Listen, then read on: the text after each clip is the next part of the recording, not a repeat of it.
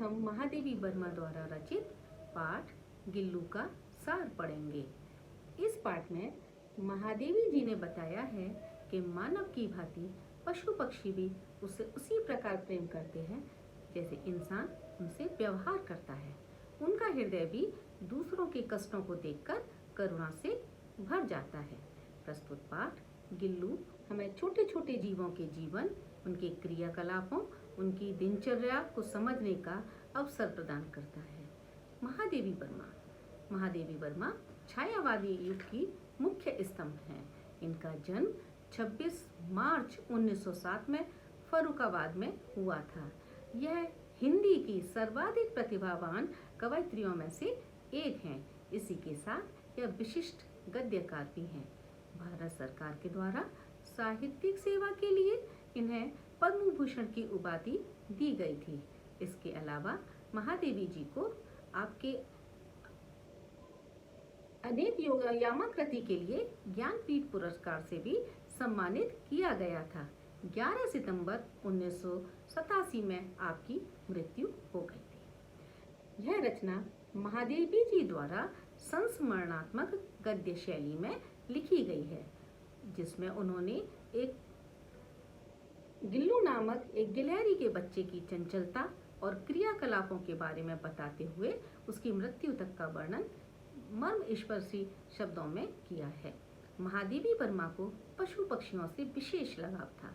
उन्होंने अपने जीवन में कई पशु पक्षियों को पाला था और वो हमेशा पशु पक्षियों को अपने आसपास रखती थी।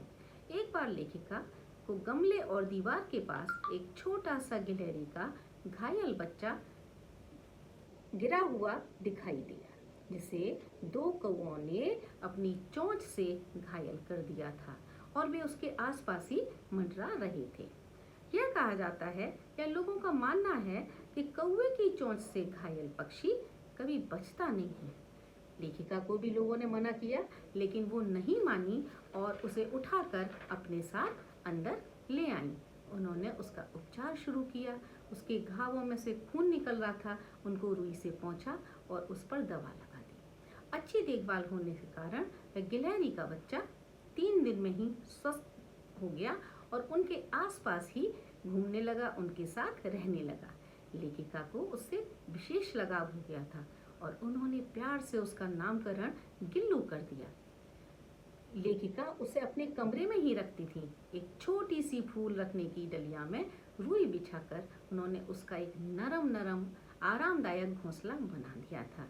लेखिका जब पढ़ने लिखने बैठती तो वह घोंसले में से उतरकर नीचे आ जाता और कभी उनके पैरों पर चढ़कर पर्दे तक पहुंच जाता, अर्थात वो अपनी इन चेष्टाओं से उनका ध्यान आकर्षित करने की कोशिश करने लगता था। उसका यही क्रम चलता रहता। कभी कभी तो लेखिका उठकर उसे एक लिफाफे में बंद भी कर देती थी। जब उसे भूख लगती तो वो अजीब सी चिक चिक की आवाज़ निकालता, जिससे कि उनका ध्यान अपनी ओर आकर्षित करता और लेखिका उसे खाने के लिए काजू और बिस्कुट दे देती, जो वह कुतर कुतर कर खाने लगता। अब गिल्लू बड़ा हो गया था और उसके जीवन का प्रथम बसंत आ गया। वह खिड़की के सहारे बैठकर बाहर गिलहरियों को टुकुर टुकुर देखता रहता। यह देखकर लेखिका ने खिड़की की जाली का एक कोना एक तरफ से हटा दिया और वो दिन भर बाहर उछल कूद करने लगा। शाम होते ही एक छोटे बच्चे की भांति अंदर टोकरी में आकर बैठ जाता।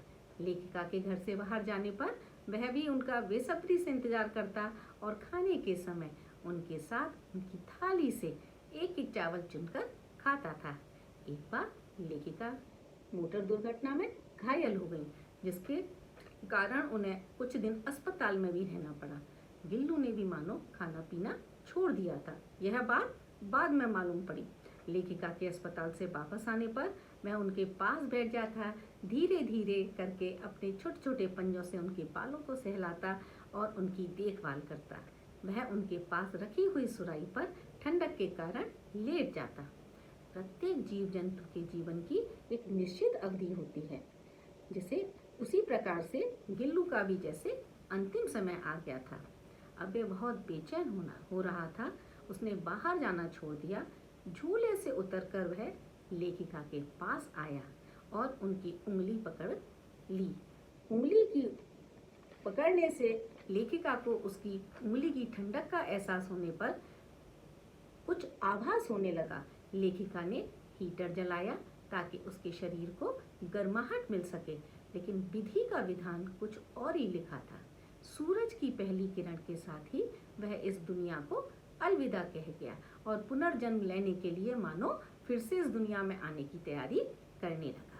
लेखिका ने सोन जूही की बेल के नीचे उसकी समाधि बना ली, यह सोचकर कि वह जूही के पीले पुष्प के रूप में उसे फिर से देख सकेंगे और वह भी उनके आसपास ही दिखाई देगा।